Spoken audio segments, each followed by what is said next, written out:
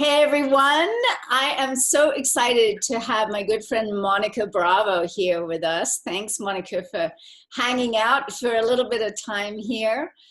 Just to say, Monika has been a very successful Gaia ambassador, and we're really thrilled and proud of what you've been up to. You are one of the most creative people I know. We've talked many times on the phone and through email, and I love your creativity and I love your free spirit. And I think others will too. So I'm excited to have this interview with you. It's the first of many that we'll be doing on the Gaia Ambassador program. And so I'm just saying hi and welcome. Hi, thank you so much for having me here. This is so incredible. You're making space for this conversation. Thank you. Beautiful, thank you. And I know you're an astrologer and you do a lot of art and I think design work and public design work and you found Gaia. And so I would love to hear from you, like how the heck did you find Gaia and what is it you love about it? Well, the story is very funny. I don't think I really found it as much as it found me at the right moment, because I had seen like advertising, you know, like sometimes you see sponsor or people saying blah, blah, blah, so-and-so likes Gaia, like on the feed on Facebook. And I was like, oh, right, Gaia, you know, and Gaia is a name that is very much attached to my history because my only dog, the only dog I ever had, this beautiful Doberman that died, her name was Gaia. And a lot of the times that I want to use like a fake name or something, I always call it Gaia. Gaia means earth. This is it's a very beautiful name. So I would always like look and go, oh, one day I'll look at, but I don't, it's like things, they don't become apparent in my life until I'm not ready. So it was just there. So I am an artist. I do a lot of public art. I've been a successful artist professionally for 20 something years, 26 years. Recently moved from New York to Miami Beach like a month ago.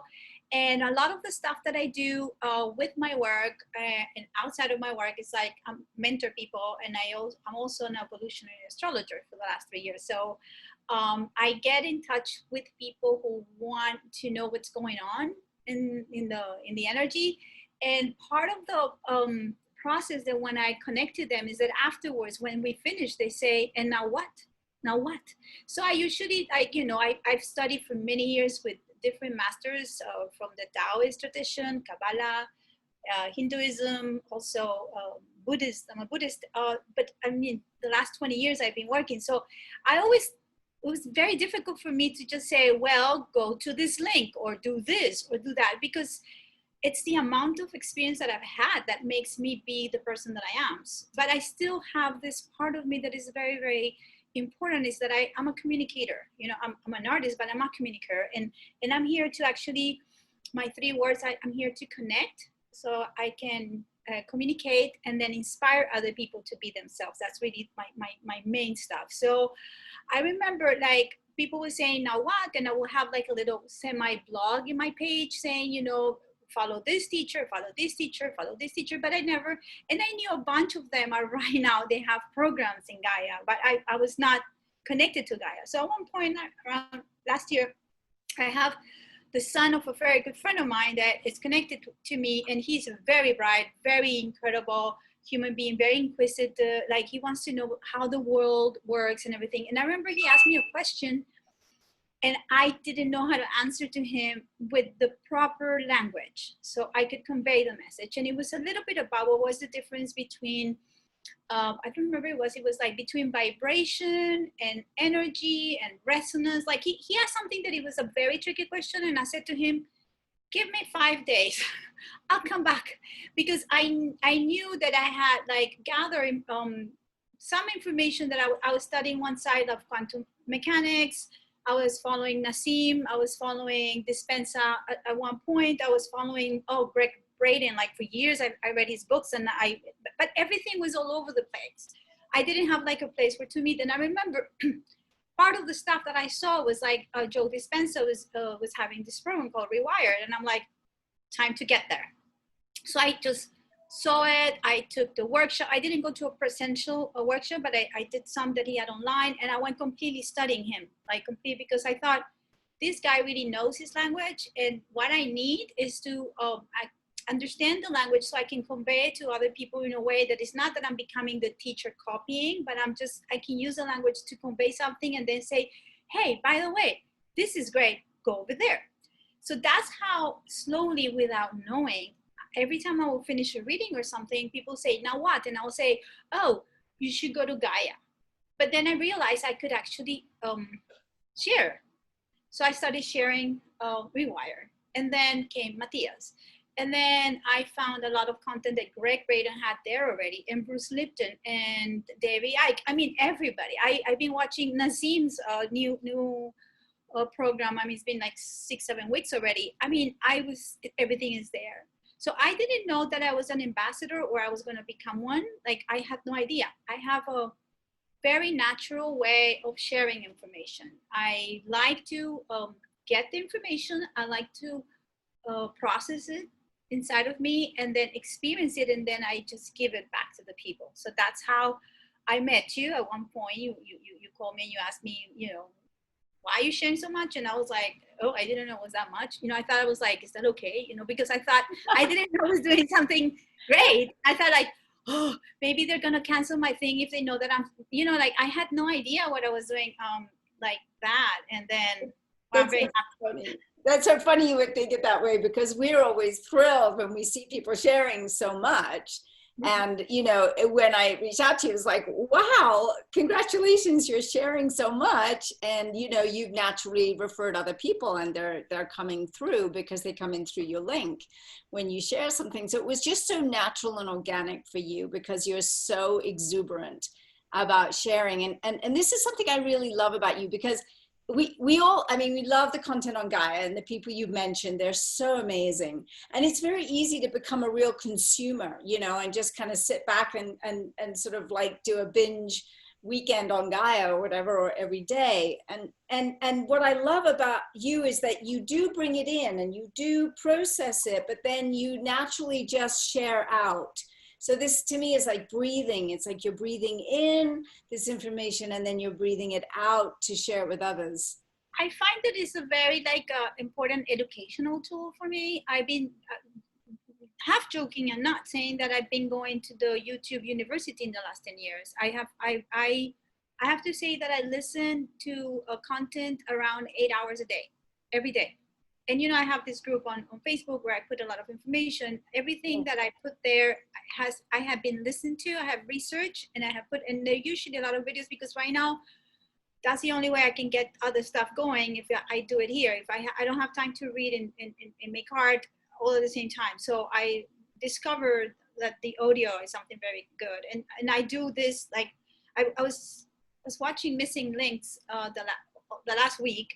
So I have my iPhone kind of, this is like, people, my clients shouldn't know this, but they're going to know right now if they listen to me. I put and I watch him, and I'm making art and I'm watching it. So it's like, I am watching something that I need, it needs my attention, but I can already understand. Like I have a way of getting the information, absorbing it, and at the same time process it, and then be doing what I'm supposed to be doing when I'm working. So it's education for me more than entertainment. I don't entertain myself like that anymore. I cancel all my other accounts. The only thing that I still have is Amazon, because God, we're really like slaves to that service still. But if I didn't have to buy stuff, I wouldn't even, but I don't watch stuff there. I actually don't watch. I have Apple TV for free because of my iPhone. I never go there. It's just like the content is like sitting down and going like, what is it that I want to learn today? How do I want to expand my consciousness today further? What do I want to investigate? And that's where I am right now. Yeah. Another thing that is very important, it's a little bit of astrology that I'm going to say here, is like, the moon nodes are changed every 18 months. And during the changes of the nodes, there's a big opportunity for the humanity to kind of tap into different kind of energies. And right now, since May, and for 18 months, we have the nodes going from Sagittarius to Gemini. This is two signs that talk about knowledge. Sagittarius is about intuition and knowledge and high education. And Gemini is about information and curiosity and communication. So right now we're all asked to be really in touch to our old belief systems and to learn new things on a daily basis to actually reshape that. And this is where we're at. And so right now there's a lot of information out there. So it is very important to know where you get it, what you're listening to, how do you want to form your brain, because this is going to help you in the next whatever. We don't know where we're going, but if we are going to reshape it in a way that is meaningful and is profound and is like giving us some sort of like, I don't want to use the word hope, because hope is, it has a negative, like we're waiting. It gives more like an openness and give us the opportunity to realize that we can change anything we want if we apply every single thing these wonderful people are telling us through the channel. So it's an incredible platform. So I love it.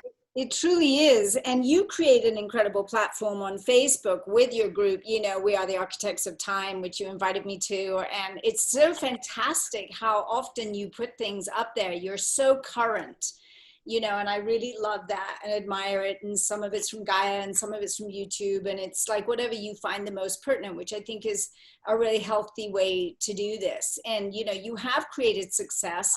In other words, you have referred a lot of people to Gaia through your links. So I think that that's part of your success. But what else would you think is, why are you successful as a Gaia ambassador? You know, what's going on there?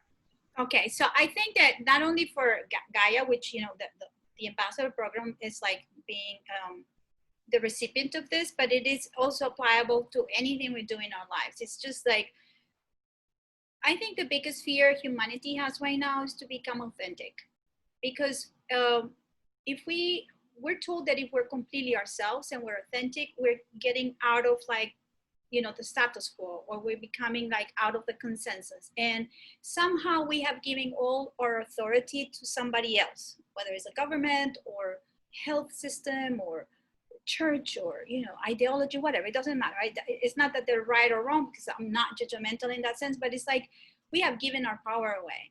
And when we want to reacquire that power, it's not because I want to be the most powerful person in the world. No, it's because I want to be authentic. I want to be myself. And when I am myself, I can be of service to the world. And the only way that I can be of service is by being myself. So I think that by me being me, which I am being me because I work so hard on that, in the sense that it's a continuous work that I've been developing for a long time, and the awareness has been there for a while. I realize that whatever I do it because it brings me joy, and also it is something that it is interesting for me. Now, because I'm such a like person that wants to give back, I decided that there are ways like the group where I can condense that information, give back without even expecting. Like if you don't put a like or you look, it doesn't matter to me, because I'm using the information to process it and then putting it out there. And there's something that I'm very curious about, and it's a term that has been going around a little bit, and I think I posted something about that today. It's called sense making. We need to understand what is sense making. You know, what is common sense? What is the common sense? What is like making sense? Because nobody knows what's going on, because everything is so weird. And because, you know, the pandemic has allowed us to give us some different kind of a time frame to reconnect to who we are, because right now we have a different pace. Then we can understand really that we were not really making sense, and the sense making has come from somebody telling us what to do. So when you give yourself that space, you can start making sense, and then you can start becoming yourself and have the courage to go and do it. And then you can become successful because you're being you. You're not trying to become nothing else. So that's such a great point. I mean, you speak about it a lot, about authenticity, and actually the other night I've been watching JP Sears a little bit, you know, because number one, he's so intelligent. Number two, he's incredibly funny. And he did a TED Talks about being authentic and really letting your authenticity flow through, you know, and the non-conformist. And it was just a brilliant 20 minutes or whatever. And so when you said, it's a great reminder to all of us to just become more and more and more ourselves in our own skin, living in our own skin. In, you know, with what you just said, I'm wondering, you know, why do you feel you know, your take on why this is such an important time now to bring Gaia and the other things you bring, you know, but here we are with Gaia, bringing Gaia to the world. Why now? Like, what do you think is happening that this is a critical time? I think that we were all born for this moment. Actually, we're all been preparing for this, whether you're 2 years old or you're like 56, like I am. I know I don't look like, or you're like 87. You know, we're all born for this moment. This is a moment of transformation. This is a moment where we as human beings and as we're going to really understand that we have the power to create reality if we really allow ourselves to even believe in that. And you know, human beings, we have the most amazing thing. It's called free will, and we have not been exercising that because, again, of what I was saying before, we gave that power to somebody else in exchange of security. And that's where you cannot be authentic and be looking for security at the same time. That doesn't mean that you cannot be authentic and be successful, because you see, success and authenticity, they do not want security. Security means like, oh, I'm only going to do what is safe. Of course, you can find your own sense of safety when you are authentic, but this is something, is like almost like trekking, you know, going on a hike to find out who you are. You know, it's the idea of the pilgrim that goes to another land and learns different languages and understands different cultures to understand what is his own like way, or you know, the way, like in the Tao. He finds his own how to say the word doesn't come to myself, like his own trail, yeah, his own trail to become his own person. So the trail and the process is the destination, it's not the place. It's like when you think about, I'm going to get illuminated, it's like you don't get illuminated, you are here. Or I'm going to go to nirvana, it's like that's no place, you know. So it's all very interesting to see that, and that right now we're in this moment, and even in astrology, in many places, that all the ancestor people were talking about this moment. And you know, it was a little bit confusing because they would say about 2012, but 2012 was just like the end of a very big era. And since then, and I would have to say 2015 until now, is the real fast preparation.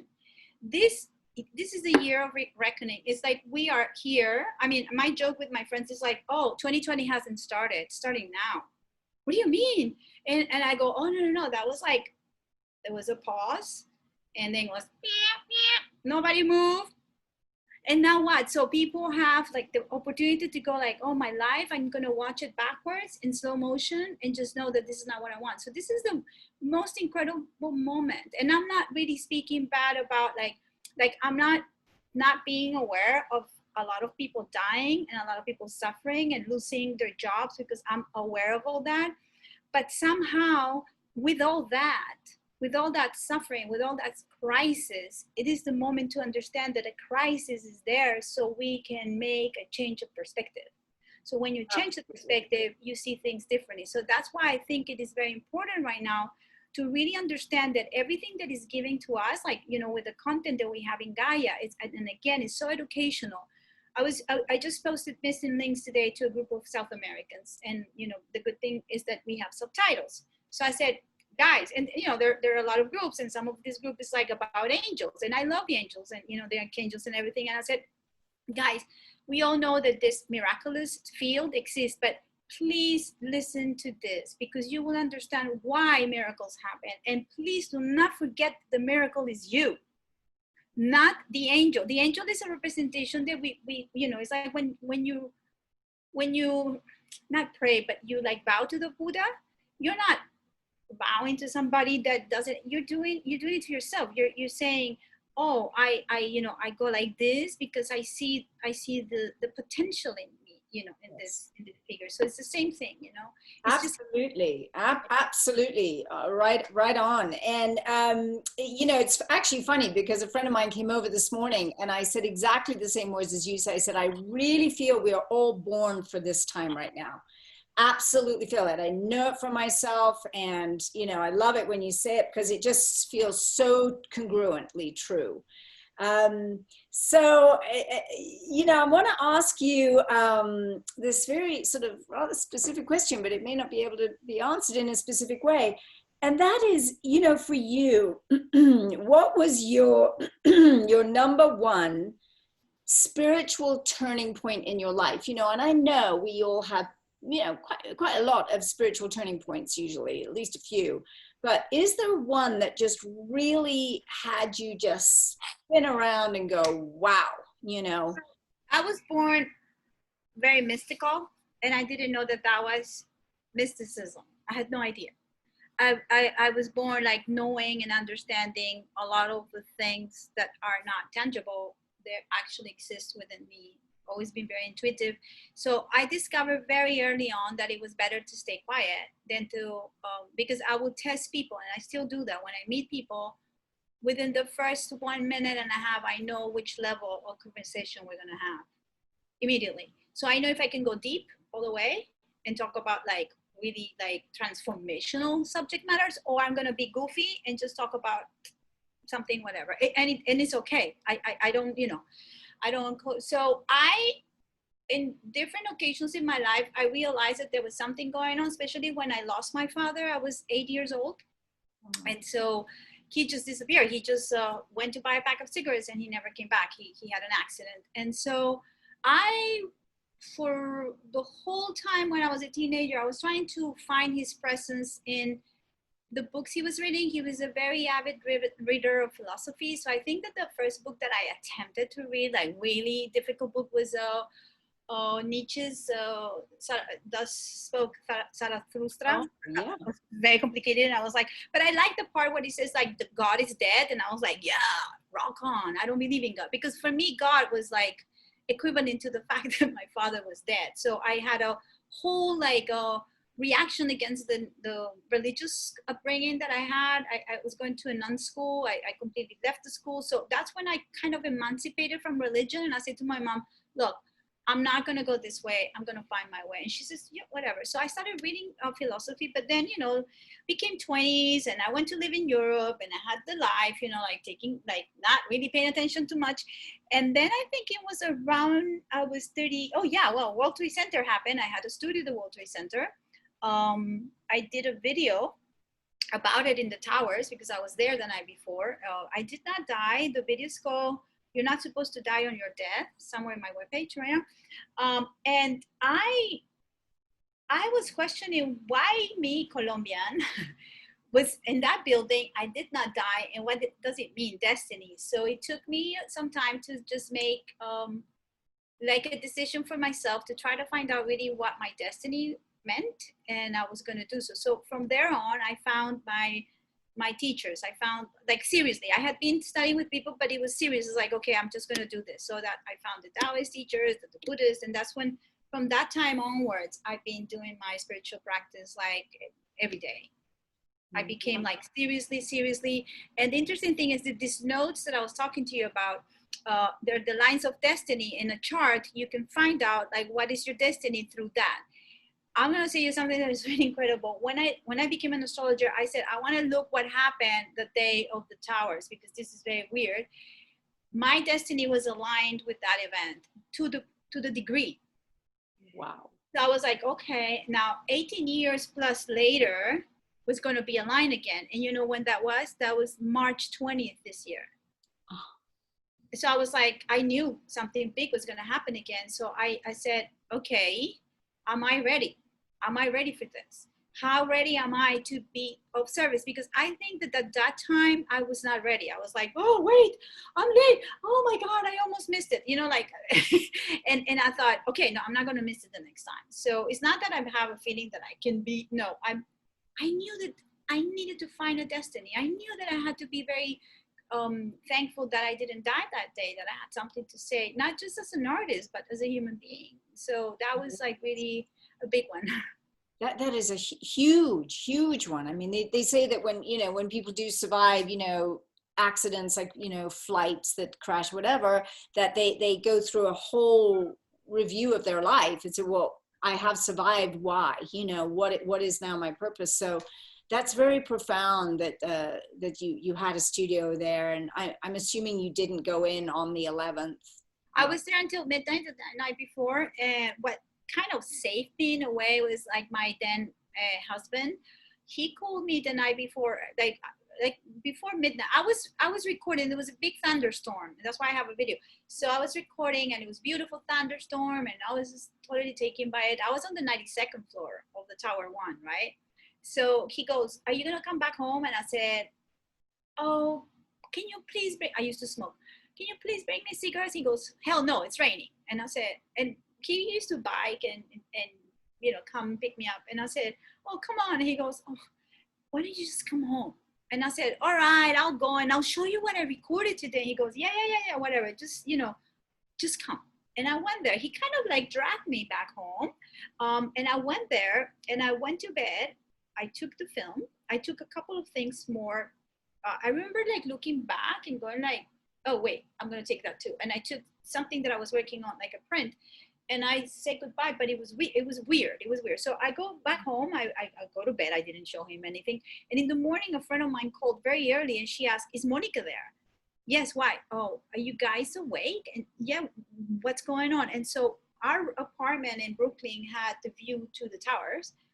And she said, "Are you looking outside of the window? I mean, are you watching the news?" And no, "What's going on?" I says, "Well, don't scream, but there was an airplane." So of course I started screaming, "My stuff!" Because I had this everything in my studio. I was like, "Where's my stuff?" And so as I'm watching, I see the second plane, and I knew that everything changed in that moment. I was like, "Oh, this is terrorism," because I grew up with a lot of bombs in Colombia. I'm not gonna say I grew up. I used to it, because you don't get used to violence. At least you don't. But you go like, "Oh, okay, something's happening." So that's what happened that day. I was able to. To come out of it. It was not my day. And that's why I called the video, "You don't die the day of the eve. You die the day you're supposed to die. You don't die 1 minute before or after. So you're not dead." So I was not thinking that I was saved, but I was thinking like, why did I record that thing? It was more about, why do I have this recording? And so I made it into a film, and I put it into festivals, and I kind of like gave it away to the world. Goodness. I mean, it's such a story. I had no idea that you were going to talk about this. This has happened to you. No, because I don't like to define myself with that. And actually, probably I wouldn't have remember it that well if I hadn't had an interview this morning, because it is a week before, and I have so many people calling me, and yes, I always say yes to the interviews. But yeah, so there was a long interview this morning for paper or for magazine, and that's why I still in my head. Yeah. Brings it right up. I mean, I think everybody does, of course we all remember that day and how we came to learn. Thank you so much. I think, I just want to say, like, what impresses me, so many things about you, but you are so vibrant. You are so vital. You are so in your body with this very bright, smart mind and this big heart that wants to serve, and this tremendous creativity that comes soaring through you, and it's just such a pleasure, truly a pleasure, to know you and to get to work with you with this program. I mean, I always feel so grateful to have come across my path, and it's a very beautiful thing, and I really mean that from the bottom of my heart. And so I'm just, thank you for doing this little impromptu interview with me. I want to share this with people so they can see that we all can be Gaia Ambassadors, and we're all different, and we're all unique, and we're all hopefully make the person. It takes, this is what I'm going to say. It takes less time and effort than one will think to share. It just takes, all you need is the willingness to know that there's somebody out there that is going to be benefited from this content. And that moment that they're going to click, they're going to go, "Oh my God." So I do that a lot in groups of people that I don't know. And I get messages every day. "Thank you, thank you, thank you, thank you, thank you, thank you." And I'm like, hey, it's there. Just click and subscribe, and do, just do what you have to do. And because, once they subscribe, they can do the same. So it's a pay forward kind of thing, So it takes, I'm just organized. What I do very quickly, what I do is like, I go to the share button, and I copy everything on a note in my phone. I usually do it on my phone. And then I just copy paste, put a nice phrase like, "I like this guy because do," and I just go, and then people just do it. So I do it very fast. It's so fabulous. And we will put your portal link, you know, below this video, of course, so that anyone who's not yet a member can join your tribe, your team with Gaia, your community. And we are really building out community. We know community is incredibly important, and the people need to feel that there's a place of home, especially people that think so very differently to the masses, you know, and that's what I love with Gaia, is that for me, it's a home. The people that I've worked with at Gaia are, you know, people I adore and love, both on the inside, you know, the employees who work so hard to get this content out to us, and people like you who I get to work with on the outside of it, to help spread the word. So thank you, sweetheart, so much for everything you're doing in life, and for who you are, and for being Thank you. your authentic self. Thank you. Enjoy the long weekend. And Absolutely. okay. Yes, you too, my friend. Much Thank love. you. Many Bye, blessings. everybody. Ciao. Bye. Bye.